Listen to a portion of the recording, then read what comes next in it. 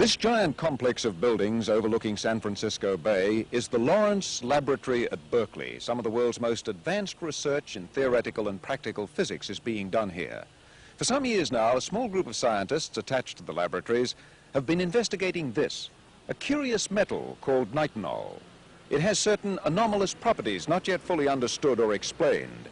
It's caused considerable interest, it has generated some controversy, and it now seems that in a world searching for new sources of energy, it may have profound consequences.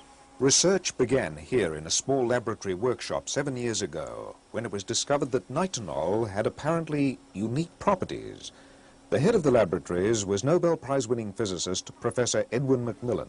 Can you explain what it is we're going to see? Well, this is a piece of nitinol which was made in the shape of a coil spring, and the property of nitinol is that it when it's hot and wants to get back to the shape it was when it was made.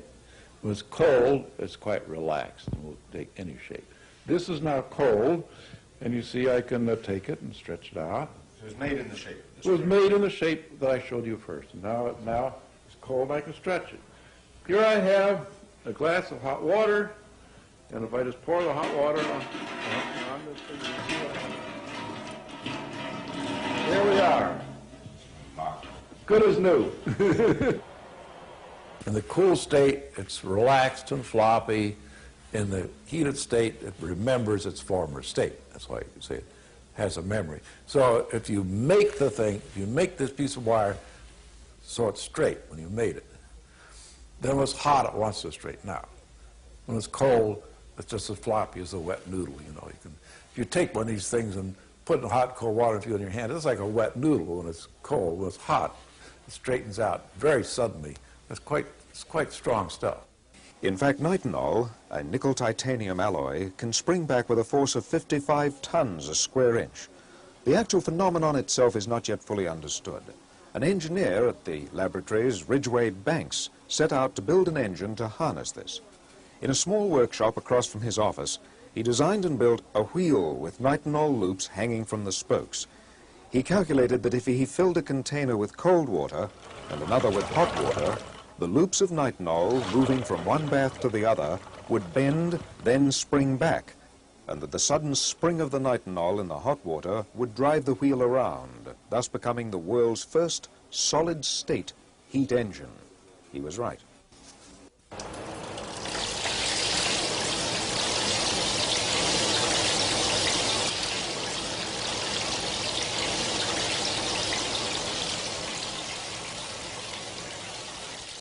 This simple crankshaft wheel first began spinning one morning in November 1973 at the Lawrence Laboratories, Berkeley, marking the first time that heat had been converted directly into mechanical energy. Ridgway Banks rigged up a solar heater on the laboratory roof to keep the water warm enough to drive the engine and let it run to see if there would be any sign of fatigue in the nitinol wires. After 23 million revolutions, he found that the wheel was running stronger. No one is quite sure why this is happening. Professor Macmillan reported the nitinol phenomenon in 1974 at a special meeting of Nobel Prize-winning scientists in Germany. We'll talk with Professor Macmillan about this in our next science report. This gets better and better. It doesn't wear out. And we'll talk with the inventor of the first nitinol engine, Ridgway Banks. And a metallurgist who has a long background in this attended a talk that I gave at MIT years ago, and I was trying in a sort of stumbling way to relate this to other solid-state things that I thought might tie in here. And he said, don't wonder where it comes from. He said, it's a gift from God. Just accept it, use it, don't worry about what's going on. Lawrence Laboratory physicist Dr. Harry Heckman was there when the wheel first span round. He remembers his reaction. I'll be damned. Oh, sure. I mean, there it goes. You know, Ridge, you've done it again. And actually, the mechanisms that he did innovation to make the wheel go, and the kinematics of the wheel is it almost looks like it's perpetual motion. And Professor Elizabeth Rauscher, a nuclear physicist studying the crystals of nitinol, speculates on why nitinol behaves the way it does. Ridgway's been trying to look at some of the magnetic properties, some of the ferromagnetic properties that might occur in nitinol. These are experiments that really need to be done to give us some clues as to what's going on. And we'll talk with Stuart Brand, editor of Whole Earth Catalog, who first drew attention to nitinol in his publication Coevolution Quarterly. This is a real case of news being so original that the mind, just the social mindset is taking a while to catch up with it. It's not, nitinol was not predictable from anything else going on at the time. It really was a complete flash. We'll talk with Professor Daniel Cole, who's investigating ways of using nitinol engines to harness temperature differences in the ocean and geothermal springs, to tap waste heat lost in most industrial processes, and most immediately, a solar-heated nitinol irrigation pump. What's particularly attractive about nitinol, and that a nitinol prime mover in that circumstance, is that the solar collector has the job only of maintaining about a 20 centigrade degree difference in temperature. We'll talk with Professor Macmillan about a new machine, another invention of Ridgway Banks, which many believe heralds a completely new energy technology. The new machine depends on stretching of the wire, the absolutely longitudinal stretch. And that is basically a more efficient mechanical motion.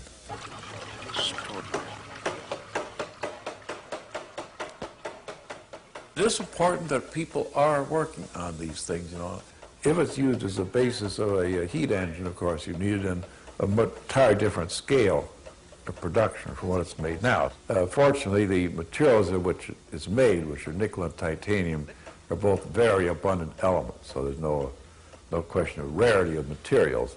And it's not hard to make, but somebody just has to do it. The thing about this machine which is important to me is that it's possible to scale this design up efficiently. You simply add more nitinol and you get more power out for the, as long as you put enough hot water into it. So this is the first machine that I've personally had anything to do with that could be scaled up to kilowatts or even conceivably megawatts of power.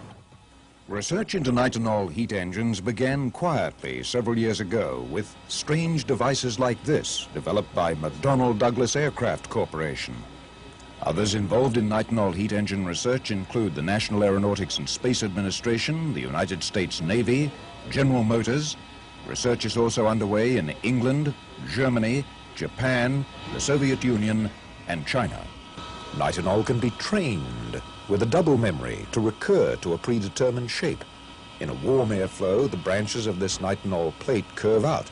The force of this transformation has been measured as high as 55 tons a square inch, and in trained nitinol, a cold airflow will cause a reverse reaction.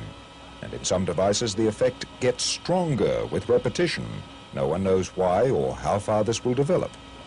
But by 1974, some of the researchers working on these devices, a number of which are still classified, were saying in unpublished private and government research papers that nitinol could provide a new means of energy conversion that might have considerable long-term implications. With the sudden advent in the mid-1970s of the worldwide energy crisis, the Department of Energy here in Washington, D.C. began looking for new sources of energy. And in 1978, the Department of Energy, in association with the United States Navy, convened the world's first international conference on nitinol heat engines. It was here at the Navy's Ordnance Laboratories just outside Washington, D.C. that nitinol was originally produced as part of a little publicized program of metallurgical research for the National Aeronautics and Space Administration. The Navy has now produced a special report for the Department of Energy on nitinol heat engines based on their research here at the Ordnance Laboratories Nitinol Technology Center. CNN has learned that the report will recommend the development of nitinol heat engines as a means of helping relieve United States dependence on imported oil. We see nitinol engines as a real potential for the future. We have done some calculations which show that nitinol is very viable in terms of using waste heat or low temperature heat which is the largest available source of heat in the United States. Since the energy to run the engines is in effect free, it's waste heat. You don't have to use oil or anything or any other fuel. It's the cost of installation that's important. We ran some calculations here which suggest that if we can produce nitinol at $200 or so a pound, which is within reason, we feel, that you can make heat engines, and these are extrapolated figures, bear in mind, that you can make a heat engine that will recover its own cost if you can run it for 24 hours a day within 2 years, a year and a half perhaps. After that, all the energy you get out of it is for free. It's free. And that's the driving force behind a nitinol engine. At the World Bank in Washington, D.C., they've been watching the research into nitinol. Their program is headed by Dr. Mitwally. I asked him about the Navy's latest figures. If it's true that it can pay for itself in 2 years, I would say that's very encouraging. But I would like to see that first. If it looked as though nitinol, in fact, was going to take off, as it were, as an energy source or as an energy converter, would you then choose a particular nation and attempt to see what could be done with nitinol in some large scale? To start with, if we can have it on its own, or if we can mix it with solar energy, and the end use would be irrigation, pumping, we would be very much interested in the very near future to have something done, and not necessarily in one nation, it could be in many nations in the developing world. At the United States Department of Energy in Washington, which sponsored the conference, the nitinol research program is headed by Marvin Gunn. It was, to my estimation, a very successful conference. The proceedings have not been published yet, but they are imminently available. I do know that the proceedings have been put together, and when it comes out, it will represent a very, I think, complete compendium of nitinol state-of-the-art. We went forth with a lot of optimism, you know, that, well, while we'll learn a lot, we won't necessarily decide that we've conquered the world and found something that was going to solve all of our problems, but we thought it was interesting enough and it was feasible enough to look at. It's something brand new and it's intriguing. You know, as you say, there's very little known about it, so we can just think of so many ways of finding out more about it. You know. Do you foresee finally something like a nitinol economy in certain parts of the world? I'm not sure what the numbers are in the availability of nickel and titanium, and certainly the manufacturing capability at this point. But I wouldn't want to go that far to think that nitinol would dominate.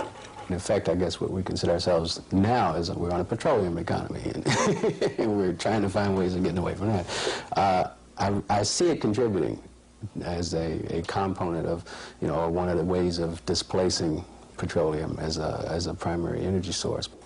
From a preliminary copy of the report, CNN has learned that the United States Navy has told the Department of Energy that the development of nitinol heat engines would clearly serve the national interest by helping reduce petroleum energy dependence. The report also includes some startling figures suggesting nitinol heat engines producing power at an estimated $600 a kilowatt are substantially cheaper than both nuclear power and photovoltaic cells.